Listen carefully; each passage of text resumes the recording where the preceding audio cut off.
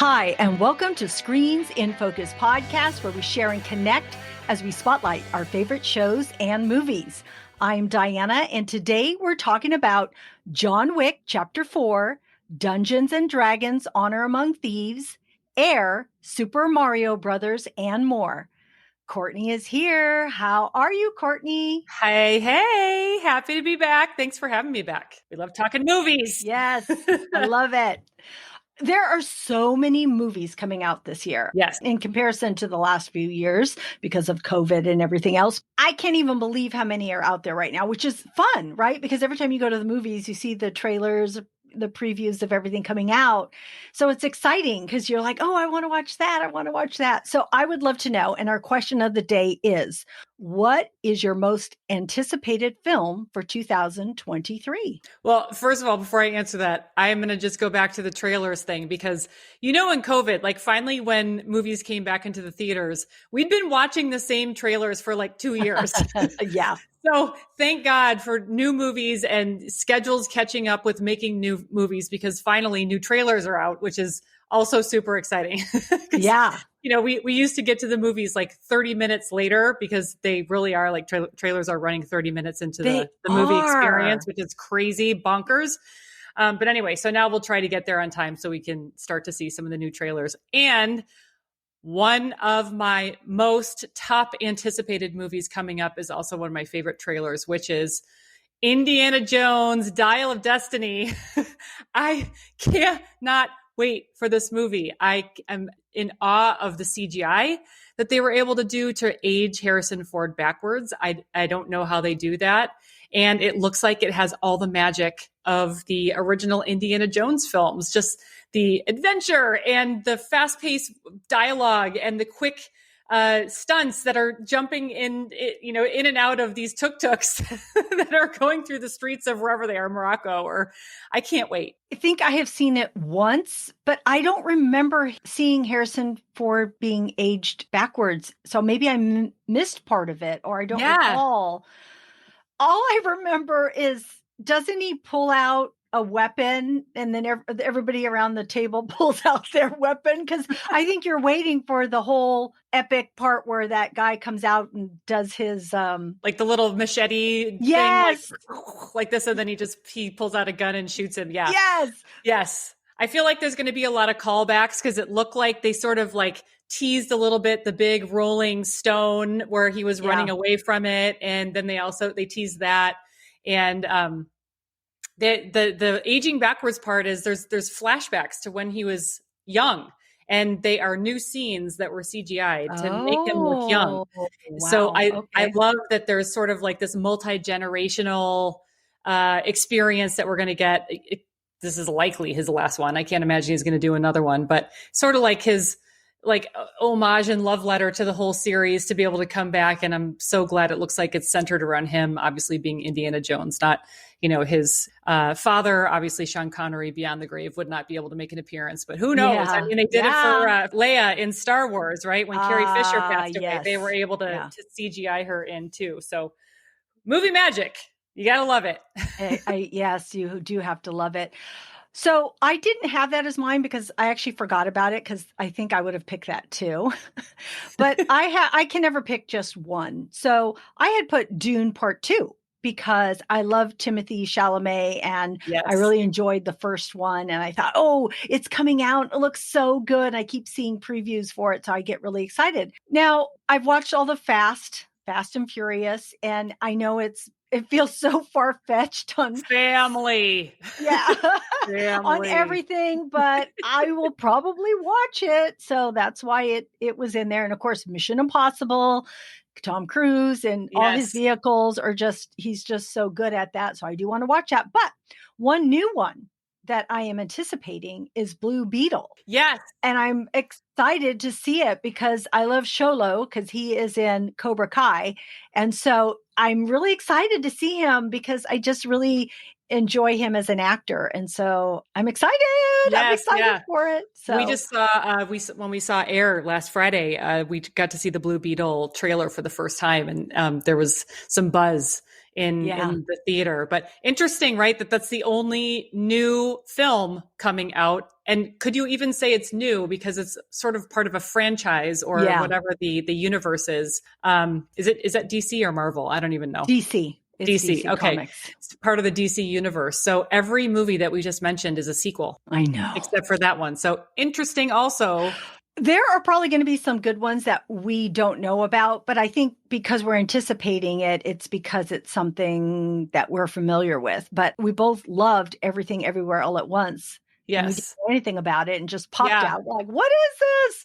So, Yeah. Well, this is sort of an aside. Wonder what's going to happen with original content or the speed at which films are made, given the writer strike that's impending. I don't know if you saw this, but this is sort of like I've been seeing some of the SAG members they're voting on it now in real time to see if there should be a writer strike because they're holding out saying like all of these movies are making so much money and the writers are not earning the parity wow. according Yeah. to how much money these movies are making. So there's a potential writer strike, and I wonder what that's going to do to either non-SAG member screenwriters like myself. Could be a lane of opportunity. I don't know. Yeah. Or Yeah. is that bad for business, right? Like, I don't know if that's a good thing to go in and be a scab, writer, or if these, the studios are going to be desperate for content. I don't know. I guess remains to be seen. Yeah. Ooh, that'll be interesting. Yeah. Yeah. Okay, friends out there, we want to know, what is your most anticipated film for 2023? You can reach out to us on Twitter or Instagram at Screens in Focus. All of our social media links are on the website, screensinfocus.com. Would love to hear from you because we love movies here. We want to know. Mm-hmm. Okay, so in today's episode, we're going to be taking a closer look at some of the latest movies we've watched. We'll be sharing our thoughts on them, why we recommend them, and any potential drawbacks. So whether you're looking for new movies to add to your watch list or just want to hear our thoughts on the latest releases, sit back, relax, and enjoy this episode.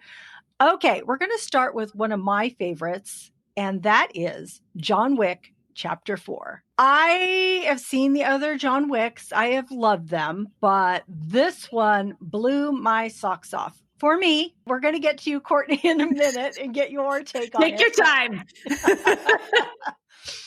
Keanu Reeves plays this iconic hitman on a worldwide mission to take down the most powerful players in the criminal underworld, from New York to Paris to Japan to Berlin, as he faces an increasing bounty on his life. Oh my gosh. And we see that happening. It's 20 million. It's 25 million. It's like, wow. Okay. So everybody's after him. I have to say, I really did love this. I loved it a lot. I thought the action sequences were amazing. The choreography, I thought it was engaging.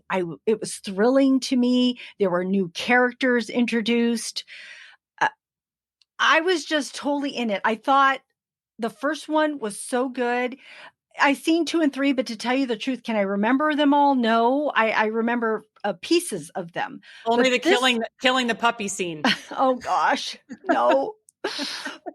But this one, I really remember different aspects of it. And I think it's because different characters were also introduced. I know I couldn't even imagine what it took to film this. I kept thinking to myself, how did they do this? How did they choreograph this? Because it's nonstop. It keeps going and going and going.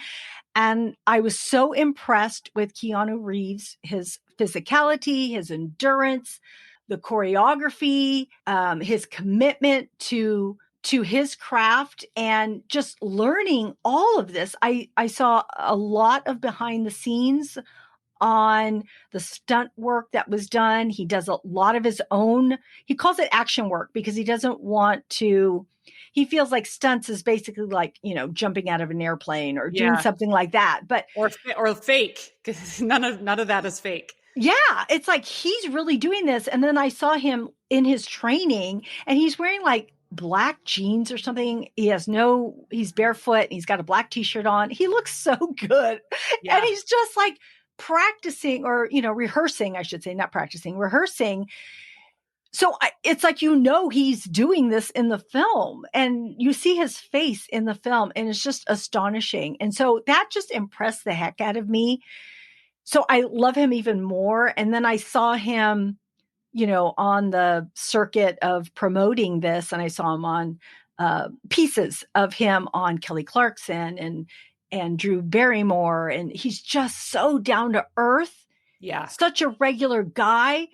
And then that makes me love him even more. So yes, I'm thinking he's impressive physically in this film. His acting, even though he doesn't have a lot of words, you still are acting, though. It's harder to act with less words. If people know or don't know that, it's really true, because you can't hide behind anything else. You have to just be who you are. So I was just really blown away. I really enjoyed different sequences in this. There was the big car sequence in this. There was, the stairs at the end. I'm not going to give it away, but there was a huge one climbing up this huge amount of stairs, and everybody he has to fight off. It's like crazy. And there are comedic elements in this movie too. So that keeps you entertained. I feel like it wouldn't be Keanu if there wasn't a little bit of comedic interjection there. Yes. And I also, going back to what you were saying about having to almost act more with fewer words, is I feel like not a lot of people could pull this off, because he is so grounded and so centered as a human being. Like he's like a walking Zen garden. So I feel like that's a skill, but I also feel like, given that the script on written pages was probably only like 20 pages long, and instead of your, traditional 90 to 100 pages, it's probably a description of what the actions in the scenes.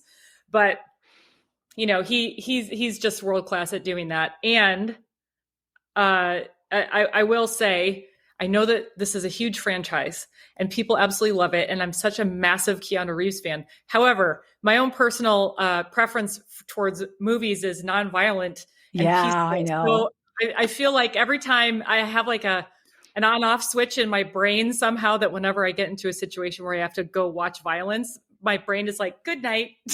Oh, gosh. So I actually fell asleep during this movie, not because it wasn't great. I know I maybe I had a long day. I don't know, but my brain just turned off. So I don't, this is all I have to say about this movie, because I was literally, I paid for to be in a very dark room and to fall asleep in a movie chair. So apologies, Keanu. Don't take it personally. You told me that. I thought, oh my gosh, how did that happen? I understand violence not being your favorite thing to watch. It is a lot of people's. I actually would say violence didn't used to be my favorite genre, but something's switched in me where I maybe because there are so many movies with it, I don't know, or my family watches a lot of it, and I get hooked by the story.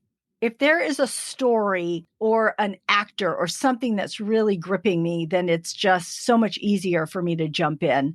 I've said this so many times on my podcast episodes, just like The Walking Dead being my utmost favorite TV show ever. It's zombies eating people. I hated zombies. I didn't want anything before that show. I just didn't even want to get close, but it pulled me in because I loved the characters and I was in for it. And so in this movie, in John Wick, there are a lot of new characters that are introduced, and I really enjoyed seeing them all. I thought they were such great additions.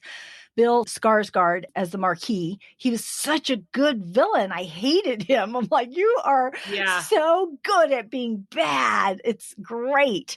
And then I really liked the tracker assassin, and with the dog, and his name is Shamir Anderson, if I'm saying it correctly. There was something about him that I just really liked, and I couldn't tell if he was going to be on John Wick's side or not. And you weren't sure the whole way through either, because you felt he kind of helped him, but then he was after the bounty also. So yeah, well, I do remember it did feel like it was a story of betrayal, because of course, like, I suppose his line of work, if you're a professional assassin, of course, who can you trust, right? But that was sort of the line that I picked up. I did not fall asleep from the start. I did fall asleep maybe about halfway through. So I did manage to get the plot line and the fact that there was a bounty on his head and it kept going up. I did get that. Yeah. So, but yeah, I mean, it's kind of like, who do you trust? Even in a world where you have very few friends, far between, and they probably live across the globe. Even when you can't trust those people, all of a sudden when you're all alone, how are you going to survive? So yeah, I assume he gets out alive at the end. Wait, you didn't see the ending? I was asleep to the credits. Oh my God. My family didn't even wake me up. They should have elbowed you. It's the ending. Pay attention. I got no excuse. Oh my gosh. So you had no idea when I was talking about the stair sequence at the end. No. You're probably just nodding like, yeah. I was enjoying my own sheep sequence. That is so fun. Your sheep sequence. It was really good. I'll take your word for it. Hope you can somehow see it again, at least the ending, if your family purchases this film or somehow you get the chance. It is so well done.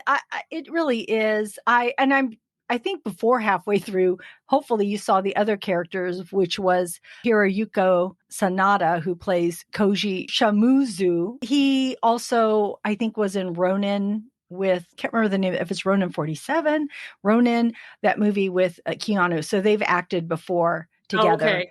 And I love him. Of course, you see him in so many other films, and I just really like seeing him. So when I saw him, I'm like, oh, I hope he's a good guy. And yeah, he was a good guy helping him out. Then we get to see Donnie Yen, a martial arts legend. That was like so good to me because he plays Kane, who's visually impaired. And you see this guy, I don't know if you saw this, but you see this guy blind fighting John Wick. I did see that scene where they're in the kitchen or the gallery, and he had like the little cane thing and he was using it as a weapon. I did see that. Yes. And the sound, those little devices that he would put out to know when somebody walked by, that he would know that they're there. And then they, the fight moves throughout the building that they're in. Yes. But it was so good. He is so good. And he also is really good at the end because they have to face off at the end. Okay. Don't spoil it. I know. I will watch it when it comes back out. I'm not going to tell you, but there is a face off at the end. It is so good, so pivotal, so spot on there. I can't even talk. That's how speechless it is. It's so good. And the fact that they kiss. No. They should. The additions of all these people was so good. Just added to all of what John Wick already has. And also, I just wanted to mention the veteran character actor Lance Reddick, who died unexpectedly. Oh, yes, I did read that. And, he's, of course, this is his last film in John Wick. So miss him. If there's ever another John Wick, I'll miss him in general, but also miss him in this series. Yeah. So out of all the John Wick films, I have to go back and watch the first one to be honest, but this one just was a highlight for me. So I want to tell everybody that I highly recommend it. The only drawbacks for me, and it's not even for me, it's for anybody else. The only drawback would be for anyone else is the length of time, because it is 3 hours, I think, or about that. Yeah. And if you don't like violence, then this may not be your cup of tea, but it has everything else. And it's so well done. It is so well done. So, all right, I'll give it 5 stars and 1 snooze. And also advise anyone to go watch in the making videos on this, because that's what I did. I saw a lot of behind the scenes. I saw the director, who is just kind of a master at what he does. People really like him. Even the Donnie Yen was talking about how great he was, and Keanu Reeves, and just how he brings everything to life, and how him and Keanu Reeves got together and they start like with a napkin and they start writing out what they hope the next film. This was previous on the third one. I think they were writing out what they wanted the fourth one to be like. But nice. you just hear all these behind the scenes information, and how the director wanted to incorporate elements of westerns and the underworld and mythology, and he was able to bring in 70s car chases and these attack dogs and samurais and jujitsu and nunchucks. It just goes on and on, and like, who can do this? Who can put all these elements in a movie? But he can, and he does it successfully. So wow, that's John Wick Chapter 4. Check it out in theaters. Okay, let's move on to the next film that we both have watched, and that is Dungeons and Dragons: Honor Among Thieves. It's a group of adventurers led by a charismatic thief set out on a journey to recover a lost treasure until their quest takes a dangerous turn. This is an action-packed movie which brings the playful spirit of the legendary role-playing game to life on the big screen with humor and excitement. What did you think of this movie? I'm happy to report that I stayed awake the entire time, as I do most movies. And I was absolutely in love with this movie. I thought it was so much fun. It was hilarious in parts. I love the storyline and the actors. I think I'm a super fan of all of the actors that played in this movie, and the combination of all of them together. They had great charisma. It was fantastic to see Hugh Grant playing Hugh Grant in the very best way that he can play himself, his cheeky self. I did I see it coming that he was going to have the evil plot twist? I don't know.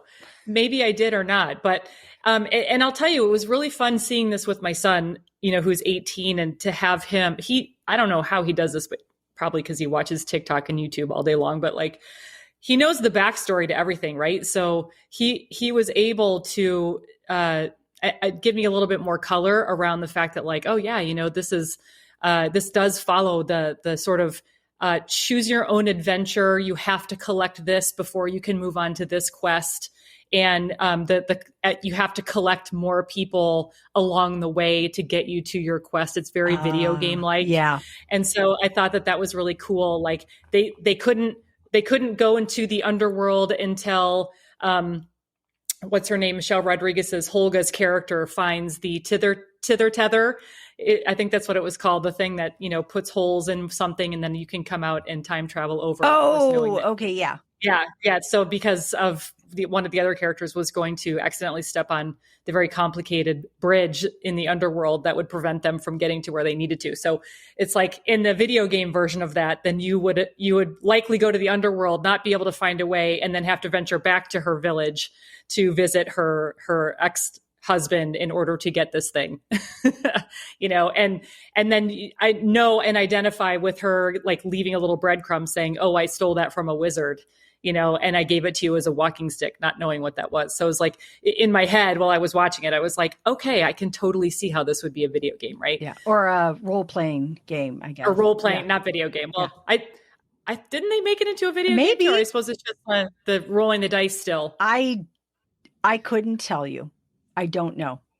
Yeah, I don't know either.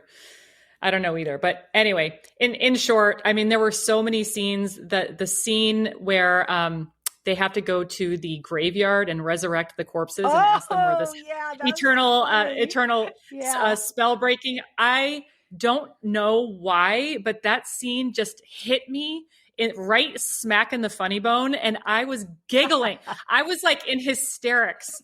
I don't know why. I just thought it was so funny that they had to ask three had to ask me. He's like, huh? Yeah, it was 5 questions, but the first corpse that they resurrect, and he's like, hey, is that the third question? Yes. No, I wasn't asking you. That wasn't the third question. Was it? Yes. And he falls back.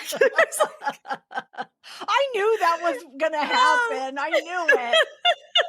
So funny, so hysterical. Like the comedic timing of that whole thing was just great. It was so well written. It was funny. Anyway, yeah, I had many, many favorite scenes in there. But I will tell you something. So Henry, my son, and I, we loved it so much that we decided, in anticipation of this podcast, to go back and watch it again in the theater. And you know what? It wasn't as good the second time. Ooh. And I asked Henry that. I was like, why why was this not as good or entertaining the second time? He's like, because it was made like a video game and everything was so predictable. We knew exactly what was going to happen. Not because we'd already seen it, although yes, of course, because we'd already seen it, but like because of the nature of the structure of the movie. It wasn't as entertaining, because some movies you can go back and you can watch a million times and they're so entertaining. For me, that's The Holiday. Yeah. Right. That the movie with Cameron Diaz and Kate Winslet. And we watch that movie every single year at Christmas and it never gets old.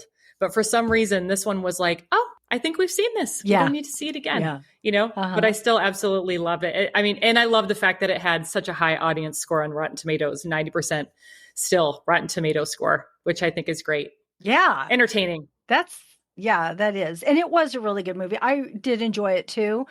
I am not familiar with D&D, although I bought my character. We started, my sons and I, they haven't played previously either.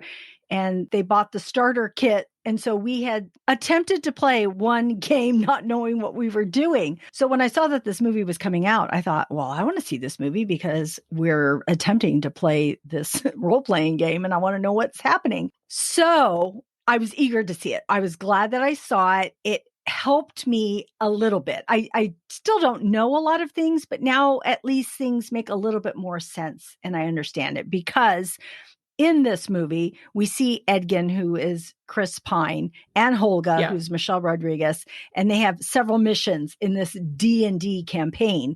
And it's to save Kira, Edgin's daughter, and get revenge on Forge, stop the Red Wizards, and maybe find some loot along the way. And then they reunite with people, like as you had mentioned, with Simon, who is played by Justice Smith, who I really like him. And that was another draw for me, even though he's a smaller character, maybe to some people. He's been in a few things that I've watched on HBO. It was called Generations that I watched him in.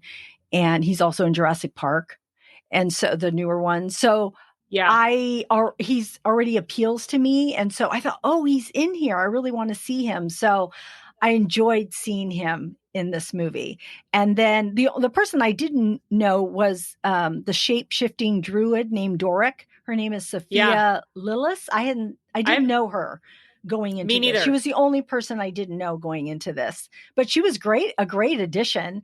And then, of course, the charming paladin named Zank, I think his name was, but it's Regé Jean Page, which I love him from Bridgerton. So he's been in some other movies too, but that's where I love him. So it was just really great to see these characters each bring, their skill sets to the group in order to accomplish the goals, which helped me to understand how this works. So I did think it was a really fun, entertaining, lighthearted movie. And I don't even know if there was swearing or anything else in it, but I'm thinking that this could be a somewhat family movie, maybe not tiny children, but it felt like a family movie. I mean, the second time when we went back to go see it, it was at a matinee and there were a bunch of families there. Yeah.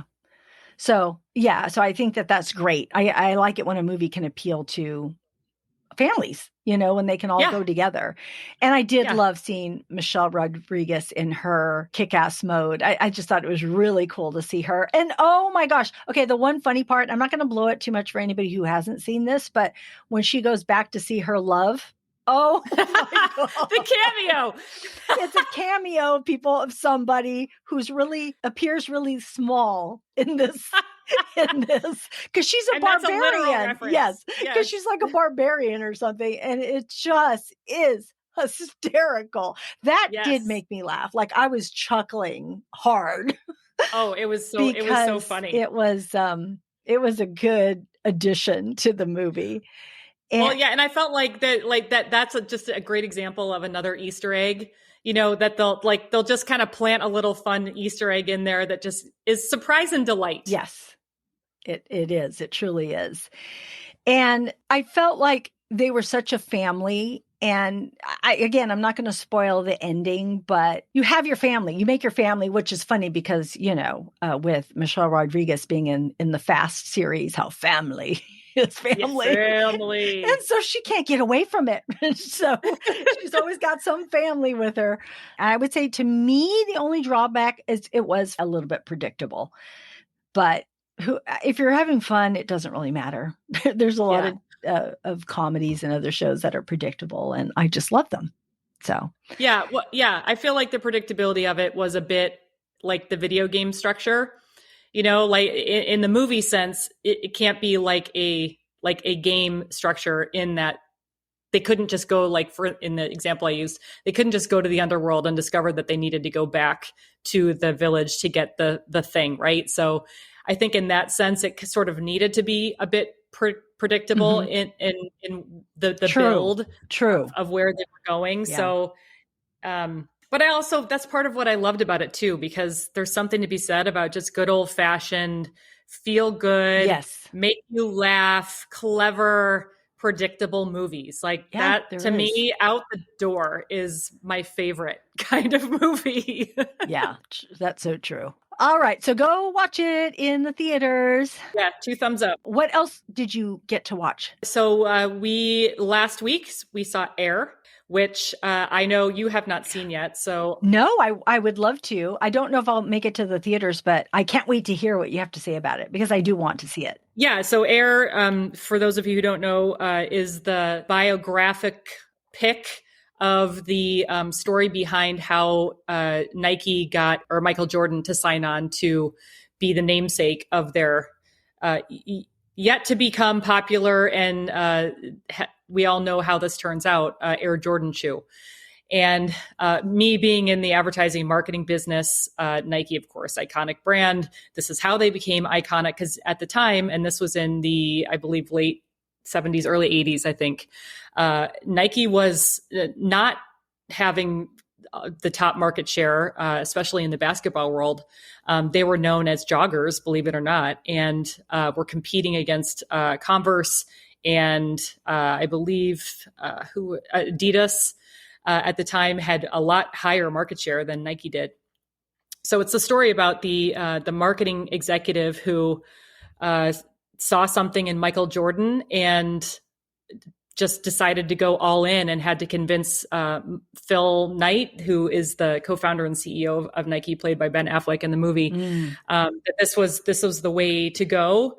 And it took a lot of convincing, because Michael Jordan was a young kid coming out of high school, already being drafted into the NBA. Although I believe he was in college. Sorry, not coming out of high school. He was in college and was in the top 20 draft picks, of course, but he was not the number 1 draft pick. But he was already being courted by every other shoe company out there. And the brilliance behind Matt Damon's character, who plays a character named Sonny Vaccaro, who is the marketing and sales exec over at Nike. And then his boss, played by Jason Bateman, named Rob Strasser, finding a way to not only convince Michael Jordan's mom, who is played by Viola Davis, who we all love. Love her. She plays Doris Jordan. It's how he's able to convince her and come up with what sets Nike apart from these other big shoe companies in order to woo Michael Jordan over. So it's a David and Goliath story, another storyline that I love that's very predictable. Story about the underdog. In this case, the underdog is Matt Damon's character and Nike itself. And just the, I think, willing to go all in on something and not necessarily giving him what Viola Davis's character, Michael Jordan's mother, was asking for in the beginning, which is what all the other shoe companies were offering him, but instead getting really creative and having this be a movie based in relationship. I think that was really felt by the Jordan family as depicted in this movie anyway. And there's one of the other characters who I don't know that I've ever seen him. His name is Chris Messina. He plays Michael Jordan's agent. Apparently he starred in 2 other Ben Affleck films, Argo and was it Live by Night or Live by Night, which I also did not see. But he plays a great character. He doesn't have a lot of scenes, but he plays Michael Jordan's agent. And of course is like as agenty as you would expect, but is really funny in that role. And then also Marlon Wayans, who plays a character named George Raveling, who is a Division I basketball coach, who apparently, in Michael Jordan's life was also pretty influential and had ties with Nike as well. So it's a really entertaining story. I can imagine that they had room in the budget in order to pay the salaries of all of those characters. This had to be a relatively low budget film, right? For the most part, it was only shot in like Nike headquarters, which I'm sure was one confined set. And then they venture off to Michael Jordan's family home, which was just in a neighborhood. Yeah. So that's pretty much it. And then they use real life footage. And the interesting thing is we never see Michael Jordan's face in this entire movie. There's one scene where he comes into the conference room for the negotiation and you only see like a kind of a backside view of him. But that's it. That's the budget. That's the budget. Well, and that's what I mean. Like, they're like, okay, no fancy like airport shots here, or where you can't clear out, rent out a full stadium to recreate these basketball scenes. We're going to have to just rely on all of our old real footage, and everything is going to have to be on a really simple interior set. But all these actors, there are a lot of big actors in this. So, well, that's what I mean. In order to afford the budget for the movie, I'm sure that they way scaled back the set list. They're like, we're paying for all the actors list because location we're not paying for. Yeah, because there's a lot of people here. You've named so many people that are in it. So that's crazy. It was nice to see Chris Tucker back, who also has a role, right? He plays the Nike exec heading up the Air Jordan brand. He has not been in anything since 2007. I was going to say I haven't seen him in anything in a while, and I saw them all on a talk show. I don't know if it was Kelly Clarkson or not. I just saw a piece of it, and whatever he was saying, he was funny. He's a funny guy. Yes, right? Like, I don't know. He just took a hiatus for whatever reason, but it was really nice to see him back on the big screen. Yeah. And we all know how the story turns out too, which is kind of fun about these movies that are biographies, that tell the story that we already know how it turns out. Speaking of predictable, but it kind of feels good because it makes you feel like you're seeing the behind the scenes build about how Air Jordan brand became, this I don't know if I wrote it down in my notes, that whatever it made, like however much billion it returned back to Nike and made them, the obvious market share owner in basketball shoes. So the rest is history, as they say. Yeah. So you really enjoyed it, this movie? I did. Yeah. I really liked it. I thought it was super entertaining, and I would recommend to go see it. Great. I can't wait. I do want to see it. I do like to learn about the backstory of things that we just wouldn't think about. I think that they're great to learn about. Plus, and then with all the actors, I thought, I really want to see them working together. So I will check that out. All right. So the next movie is Super Mario Brothers. Which you can talk about this because I did not see this. I went and saw this on Easter. I almost did not see it because I had seen Dungeons and Dragons earlier in the day. So I was opting for one film, but my sons are like, we're inviting you and you're not going. I'm like, okay, I'll go. So Good mom. I went, and I'm really glad I did go. I did. It was a fun experience. It's, of course, a blockbuster.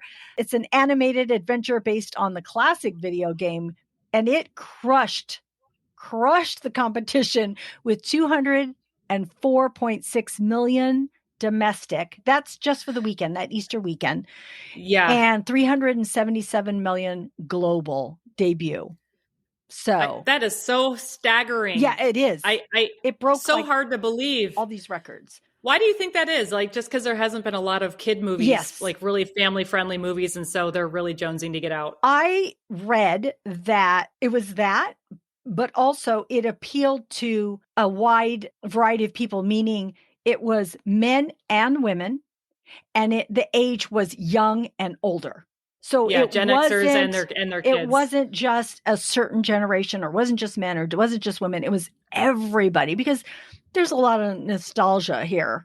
And so people want to see it. And there's a lot of new, younger kids that see it. And there's, parents who played, the games and want to take their children. And it's just, and it is a family movie. You can go see it, and it's very watchable. It basically, Mario gets ready to square off against the all-powerful Bowser to stop his plans from conquering the world with the help of Princess Peach. And what I did like about it, because I'm always looking for the characters and what's happening with them, but for me, it's about these two brothers. and they're the underdog, and they're starting this new plumbing business, and their father isn't too keen on them quitting a regular job that they have. And of course, the boss that they quit thinks that they're not going to amount to everything. So everybody's kind of down on this new profession that they're taking on. And so you feel for them, right? And then also to watch them as brothers and how they have each other's back, and how Mario has always taken care of Luigi. Oh man, that just melts my heart. What? Because since I have boys, it just works for me having, brothers. And so it was just good. And then just all the Easter eggs, the Mario Kart, so much happens, the mushrooms, just all kinds of things. And it has a great, great cast. Chris Pratt is Mario, Anya Taylor-Joy as Peach, Charlie Day as Luigi, Jack Black as Bowser. I'm going to say something about him in a second. Keegan-Michael Key as Toad, and Seth Rogen as Donkey Kong. And how fun must that entire read must have been. Like, I hope that they were able to do it with each other, because yes, I hope that's an A-list of comedians right there. Yeah, so true. I also want to say there was really good music, which really helped for a certain generation. They had Holding Out for a Hero by Bonnie Tyler, Take on Me by Aha, and Thunderstruck by AC/DC. And so those songs, I'm like, nice. Wait, these are all my songs, right? As they're all playing. So, that was fun also. Okay, the one little thing that I want to say about Jack Black as Bowser. There is a video out right now, and I'm going to put it in the show notes. It is of him singing the Peaches song. It is so hysterical. It's just him. It's not in the song is in the movie, but they directed this music video of him. Yeah. And he's dressed up in a Bowser costume, and he comes out to play the piano, but he's such a character. He's such a character. And you see a little bit of that School of Rock in him. And then the way he sings and his performance, it's just so funny. I love seeing it. So please check out that YouTube video on with him singing Peaches. It's really, really good. I will. I'm a huge Jack Black fan. Yeah, I am too. All right. So Courtney, I would like to know, do you have any other movie recommendations? I do. In the theaters, Are You There, God? It's Me, Margaret, which is coming out on April 28th, I believe. I will be the first in line. Judy Blume defined my teenhood. Me too. 1,000,000%. So I can't wait to see that. And then what took so long? I know, right? And how did this movie get made in this day and age that seems that we've regressed back about 50 years? Yes. Who knows? But I'm so glad that it did. I hope it's Renfield. Good. I know, me too. We're seeing Renfield tonight. I can't wait. That's tonight. The Nicolas Cage vampire movie, which I know I say I hate violent movies. This one looks to be just as violent as they come. So, it's a comedy though. It's a comedy. Hopefully I won't fall asleep. And then already out on the apps, whatever, Prime, Netflix, the Murder Mystery 2, which I saw you had on your list. I also agree. Come on, Adam Sandler and Jennifer Aniston. So you can't go wrong with this duo. I'll watch them in anything. And it was really fun. Also, sort of in the same vein, Shotgun Wedding with J-Lo and Josh Duhamel. I thought that was kind of cute. Also, escapist kind of a movie. So those would be my recommendations. And that's on Prime, right? That's on Prime, yeah. I agree. Murder Mystery 2. I thought this one was funnier than the first one. I really liked it. I found myself laughing throughout the whole thing, and laughing out loud. I don't do that too often anymore on newer movies that I watch. So I loved it. I thought, oh my God, they're making me laugh. Adam Sandler and his one-liners, he just says it so good. And they really had a great chemistry together. Yeah. So I loved it. I just thought it was great. And it was funny each time because they're trying to solve a kidnapping and a murder that happens. But first they think it's them. and everybody's in their rooms, and then everybody keeps knocking on their door, knocks on their door. They move the stuff out of the way of the door. They let the person in. Yes.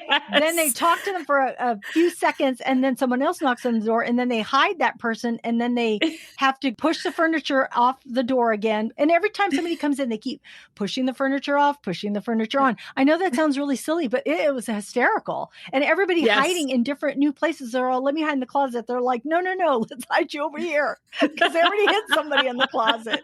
So it's really fun. It's really fun. I agree. So I thought Murder Mystery 2 on Netflix was great. I also would like to recommend Boston Strangler on Hulu. It's a true crime with Keira Knightley as one of the women who's an investigative reporter. It was very enlightening. I, of course, had heard of the Boston Strangler as I was growing up so much, but I didn't know anything about it.